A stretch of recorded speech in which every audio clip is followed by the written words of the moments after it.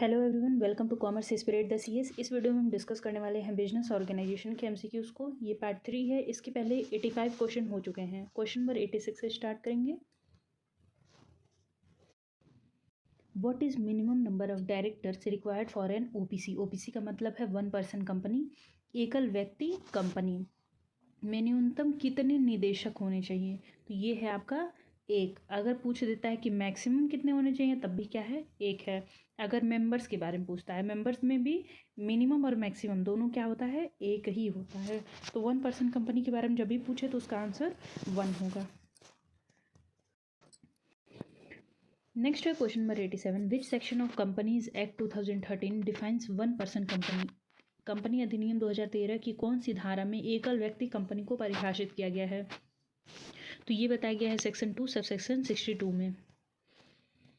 Question number 88 है can a minor become a member और nominee of an OPC. क्या एक नाबालिग ओपीसी का सदस्य या नामांकित व्यक्ति बन सकता है। तो ये है नहीं। ऐसा इसलिए होता है क्योंकि वन पर्सन कंपनी में सिर्फ एक ही सदस्य है, एक ही पर्सन है। अगर बाई चांस उसको कुछ हो जाता है तो ओनरशिप किसको ट्रांसफ़र होती है, जो उसका नॉमिनी होता है। और अगर आप कॉन्ट्रैक्ट एक्ट पढ़े होंगे तो उसमें बताया जाता है कि जो माइनर होता है, नाबालिग होता है, उसके साथ कोई भी कॉन्ट्रैक्ट किया जाता है तो उसे वॉइड माना जाता है, उसे व्यर्थ माना जाता है, इसीलिए वो नॉमिनी नहीं बन सकता है।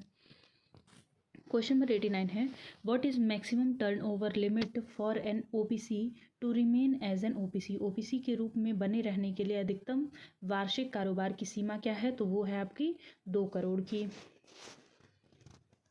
क्वेश्चन नंबर 90 है an OPC can not engage in which type of business.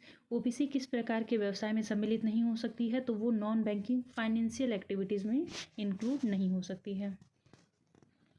Question number 91 है what happens to an OPC if the members dies. यदि सदस्य की मृत्यु हो जाती है तो ओपीसी का क्या होता है। तो मैंने अभी आपको बताया है कि जो नॉमिनी होता है उसको ऑनरशिप ट्रांसफ़र हो जाती है। नॉमिनी को, जो नामांकित व्यक्ति है, वो कंपनी को ऑनर बन जाता है। क्वेश्चन नंबर 92 है what is minimum paid up capital required for an OPC. OPC बनाने के लिए न्यूनतम पेड अप कैपिटल की आवश्यकता होती है। तो ये है आपका नो मिनिमम रिक्वायरमेंट, कोई भी मिनिमम रिक्वायरमेंट नहीं है। आपका question number 93 what is maximum paid up capital allowed for an OPC. OPC के लिए अधिकतम पेड अप कैपिटल कितनी हो सकती है। तो ये है आपका 1 crore, option number C. Next है question number 94 an individual can incorporate how many OPCs. एक व्यक्ति कितने वन पर्सन कंपनी को बना सकता है। तो वो एक व्यक्ति बना सकता है। क्वेश्चन नंबर 95 है what is maximum number of members allowed in an OPC. One person company में कितने अधिकतम संख्या हो सकती है। तो वो है 1। ये मैंने अभी आपको बताया था। क्वेश्चन नंबर 96 है which type of company can an OPC be converted into. OPC किस प्रकार की कंपनी में बदला जा सकता है। इसीलिए इसमें लिमिट बनाई गई है कि 1 करोड़ का मैक्सिमम पेड अप कैपिटल है। अगर उससे ऊपर चली जाती है तो वन पर्सन कंपनी नहीं रह जाती है। तो ये है आइदर प्राइवेट और पब्लिक कंपनी। क्वेश्चन नंबर 97 है what is minimum number of members required for an OPC. तो ये भी क्या हो जाएगा, 1 हो जाएगा। क्वेश्चन नंबर 98 है which act governs the formation of an OPC in India. Bharat में ओपीसी का गठन किस अधिनियम के तहत होता है। तो वो होता है आपका कंपनीज एक्ट 2013। क्वेश्चन नंबर 99 है who can be a nominee in an OPC. OPC में नामांकित व्यक्ति कौन हो सकता है। तो कोई भी इंडिविजुअल नामांकित हो सकता है अगर वो मेजर है, मतलब वो 18 साल की उम्र के ऊपर का है। क्वेश्चन नंबर 10 है can an OPC be converted into private limited company. तो ये इसका आंसर क्या हो जाएगा, यस, कि ओपीसी को प्राइवेट लिमिटेड कंपनी में बदला जा सकता है। तो बिल्कुल बदला जा सकता है अगर वो मैक्सिमम पेड अप कैपिटल उसकी ज़्यादा हो जाती है और टर्नओवर उसका 2 करोड़ से ज़्यादा हो जाता है तो आप उसको प्राइवेट लिमिटेड कंपनी में कन्वर्ट कर सकते हैं। ये प्रावधान आपका दिया हुआ है कंपनीज एक्ट में। क्वेश्चन 101 है which of the following factor does not influence plant location. Plant location का मतलब है कि कहाँ पे मशीन को स्थापित किया जाएगा, उसका स्थान। तो निम्नलिखित में से कौन सा कारक संयंत्र स्थान को प्रभावित नहीं करता है। अवेलेबिलिटी ऑफ रॉ मटेरियल, यानी कि कच्चे माल की उपलब्धता तो प्रभावित करेगी ही। जहाँ पे उसको लगेगा कि कच्चे माल मुझे आसानी से मिल जाएंगे वहाँ पे मशीन को लगाएंगे। प्रॉक्सिमिटी ऑफ मार्केट, यानी कि बाज़ार से कितनी दूरी पर है, ये भी ध्यान दिया जाएगा कि हमारा जो मशीन है वो बाज़ार से बहुत अधिक दूरी पे ना रहे। और उसके साथ साथ लेबर, उसको आसानी से कर्मचारी भी मिल जाए, मजदूर भी मिल जाए। लेकिन ऑप्शन नंबर बी में दिया हुआ है कि पर्सनल प्रेफरेंसेस ऑफ मैनेजर, अब मैनेजर के हिसाब से कि मैनेजर कैसा चाहता है उसके हिसाब से संयंत्र का स्थान नहीं देखा जाता है, तो ये इसको प्रभावित नहीं करता है। क्वेश्चन 102 है, what is the primary objective of selecting an appropriate plant location. उपयुक्त संयंत्र स्थान चुनने का मुख्य उद्देश्य क्या होता है कि जो प्रोडक्शन कॉस्ट है, जो निर्माण करने की लागत है, उसे कम किया जा सके। क्वेश्चन 102 है, which plant location is preferable for industries requiring बल्कि रॉ मटेरियल, यानी कि भारी कच्चे माल की आवश्यकता वाले उद्योगों को कौन से संयंत्र स्थान बेहतर होगा। तो ऐसा कोई भी स्थान जहाँ पे रॉ मटेरियल उसे मिल जाए, तो near the source of raw material, कच्चे माल का जहाँ स्रोत होगा। क्वेश्चन 104 है, what is green field location. Green field का मतलब होता है न्यू वेंचर, कोई भी चीज़ जहाँ पे स्टार्ट करते हैं, पहली बार स्टार्ट करते हैं, तो उसे हम लोग बोलते हैं green field. Green field plant location का मतलब क्या है कि new plant in a completely under developed area, यानी कि एकदम विकसित ही नहीं है वो एरिया, ऐसे जगह पर अगर संयंत्र स्थापित करते हैं तो उसे हम लोग ग्रीन फील्ड प्लांट लोकेशन कहते हैं। क्वेश्चन नंबर 105 है, which is not a qualitative factor in plant location selection. संयंत्र स्थान चयन में निम्नलिखित में से कौन सा गुणात्मक कारक नहीं है।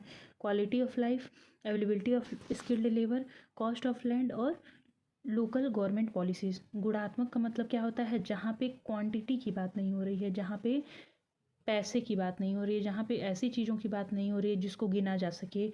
और ऑप्शन नंबर सी में अगर आप देखेंगे तो कॉस्ट ऑफ लैंड, यानी कि भूमि की लागत। भूमि की लागत क्या है, क्वांटिटेटिव है, पैसे में है, इसको हम लोग क्वालिटेटिव नहीं कहेंगे, तो ऑप्शन नंबर सी करेक्ट हो जाएगा। क्वेश्चन 106 है, what is an industrial cluster. औद्योगिक समूह क्या है। तो क्लस्टर का मतलब होता है समूह या गुच्छा, तो जहाँ पर एक ही प्लांट लोकेशन पे कई सारे जब इंडस्ट्रीज़ होते हैं तो उसे हम लोग बोलते हैं इंडस्ट्रीज क्लस्टर। क्वेश्चन 107 है, what is brown field plant location. Green field मतलब क्या होता है कि नया स्थापित करना, और ब्राउन फील्ड का मतलब क्या होता है कि आपके पास एग्जिस्टिंग प्लांट है, मतलब पहले से ही आपके पास संयंत्र है, उसको सिर्फ थोड़ा सा बदलाव कर देना, चाहे उसका विस्तार कर देना, तो उसे हम लोग ब्राउन फील्ड प्लांट लोकेशन कहते हैं। Question 108, which location strategy is best for cost minimisation. लागत को कम करने के लिए कौन से स्थान रणनीति सबसे अच्छी है। Near the labour force, near the source of raw material, near the market और नियर द सिटी सेंटर। तो सबसे अधिक किसी भी प्रोडक्ट में किसकी कॉस्ट लगती है, तो आप देखेंगे प्राइम कॉस्ट। कॉस्ट अकाउंटिंग जब आप पढ़े होंगे तो प्राइम कॉस्ट में भी सबसे अधिक किसकी कॉस्ट लगती है, रॉ मटेरियल की। तो जितना अधिक वो near the source of raw material रहेगा, कच्चे माल की उपलब्धता के पास रहेगा, कॉस्ट मिनिमाइजेशन उसका होगा। क्वेश्चन नंबर 109 है, which factor is most important for a service based industry. सेवा आधारित उद्योग के लिए सबसे महत्वपूर्ण कारक कौन सा होता है, तो वो होता है एक्सेसिबिलिटी फॉर कस्टमर। सेवा उद्योग जैसे मान लेते हैं कोई स्कूल है या फिर कोई हॉस्पिटल है, कोई बैंक है, जहाँ पे क्या किया जा रहा है, सेवा दिया जा रहा है। अब ऐसे जगह पे वो है कि कस्टमर पहुँच नहीं पा रहा है, या फिर यहाँ से सेवा प्रदान करने वाला कस्टमर के पास नहीं पहुँच पा रहा है, तो ये क्या हो जाएगा, आपकी इंडस्ट्री बंद हो जाएगी। तो कोई भी सर्विस बेस्ड इंडस्ट्री होती है तो कस्टमर की पहुँच उसके लिए सबसे महत्वपूर्ण होती है। क्वेश्चन नंबर 110 है, what is the first step in plant location selection. संयंत्र स्थान चयन में सबसे पहला चरण क्या होता है, तो ये देखा जाता है कि हमारा उद्देश्य क्या है, उद्देश्य के अनुसार ही प्लांट लोकेशन देखा जाता है। क्वेश्चन नंबर 111 है, which of the following is not a type of plant layout. निम्नलिखित में से कौन सा संयंत्र लेआउट का प्रकार नहीं है, तो प्रोसेस लेआउट हो गया, प्रोडक्ट हो गया और कंबाइंड हो गया, ये तीनों प्लांट लेआउट होते हैं, लेकिन मार्केट लेआउट नाम से कोई भी लेआउट नहीं है। क्वेश्चन नंबर 112 है, which layout is suitable for mass production. सामूहिक उत्पादन के लिए कौन सा लेआउट उपयुक्त है। Process layout, product layout, fixed position layout और सेलुलर लेआउट। यहाँ पे क्या है, मास प्रोडक्शन की बात हुई है, तो हमेशा जब भी प्रोडक्ट की बात होगी तो यहाँ पे प्रोडक्ट लेआउट के बारे में देखेंगे। क्वेश्चन नंबर 113 है, in which layout are machines grouped by function. कार्यों के अनुसार समूहित किया जाता है किस लेआउट में। तो कार्य किस तरीके से चलते हैं, पहले पहला कार्य होगा, फिर उसके बाद दूसरा होगा, फिर ये तीसरा होगा। तो ये किस में होता है, प्रोसेस में होता है। प्रोसेस लेआउट में जिस हिसाब से पहला कौन सी मशीन उस कार्य को करेगी, फिर उसके बाद उसके बगल में दूसरी रहती है, फिर उसके बाद तीसरी रहती है, तो कार्य के अनुसार उनको समूहित किया जाता है। क्वेश्चन नंबर 114 है, which layout is use for the projects like ship building और एयरक्राफ्ट मैन्युफैक्चरिंग। जहाज निर्माण या विमान निर्माण में किस प्रकार के लेआउट का उपयोग किया जाता है, तो फिक्स्ड पोजीशन लेआउट का इस्तेमाल किया जाता है। नेक्स्ट है question number 115, what is primary objective of plant layout. संयंत्र लेआउट का उद्देश्य क्या होता है। लेआउट का मतलब आप इस तरीके से समझ सकते हैं कि एक फ्रेमवर्क है, एक स्ट्रक्चर तैयार कर दिया गया है। मैक्सिमाइजेशन ऑफ स्पेस यूटिलाइजेशन, जितना हमें सब स्थान दिया गया है उसको पूर्ण तरीके से आप उसका यूटिलाइजेशन करते हैं, तो ये किया जाता है। उसके साथ साथ कॉस्ट ऑफ प्रोडक्शन भी को कम करना, जो लागत लगने वाली है उसको कम करना, और उसके साथ साथ जो हमारे वर्कर हैं उनकी सुरक्षा करना। तो ये तीनों इसके उद्देश्य होते हैं, तो ऑल ऑफ द एबव हो जाएगा। क्वेश्चन नंबर 116 है, what is cellular manufacturing. Cellular manufacturing क्या है, तो ये क्या होता है आपका grouping machines for similar task. एक ही काम को पूरा करने के लिए जब कई सारे मशीन लगी रहती हैं तो उनको एक जगह से समूहित कर देना क्या कहलाता है, आपका सेलुलर मैन्युफैक्चरिंग। क्वेश्चन नंबर 117 है, which tool is use for analysing the plant layout.